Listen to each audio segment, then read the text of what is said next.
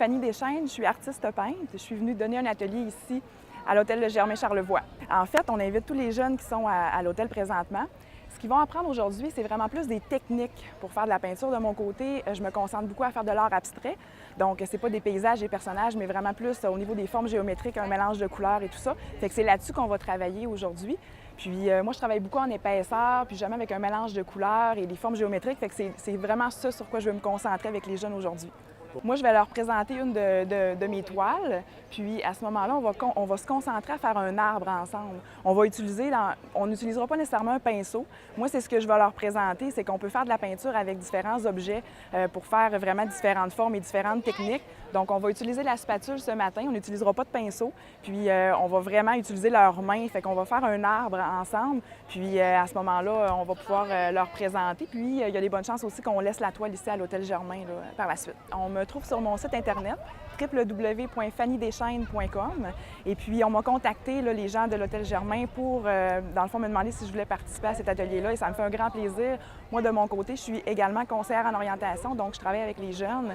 Puis, j'ai deux passions, la peinture, les jeunes. Fait que pour moi, c'est un réel plaisir d'être ici ce matin avec eux. Je travaille avec des jeunes du secondaire, mais c'est au secteur adulte, donc 16 ans et plus.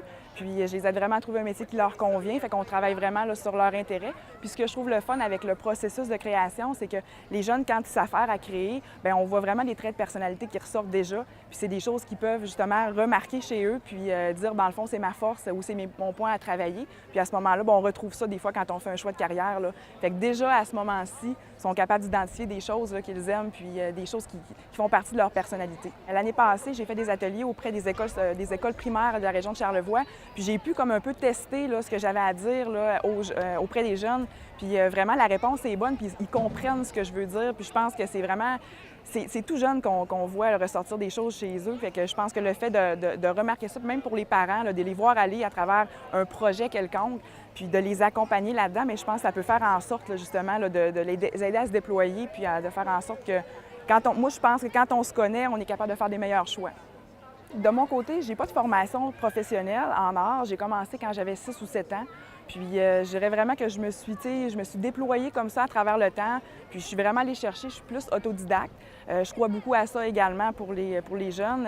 Ils sont tous créatifs. On a tous du matériel à la maison, des choses qui peuvent dire « Ah, il me semble que j'essaierais de faire ça avec telle chose. » Moi, j'ai toujours essayé, tenter l'expérience, on apprend à se connaître à travers ça. Puis le fait justement de vivre des choses différentes ou de faire les choses différemment. Je pense que c'est pas nuisible, puis on est tous uniques, puis ça fait partie de la vie.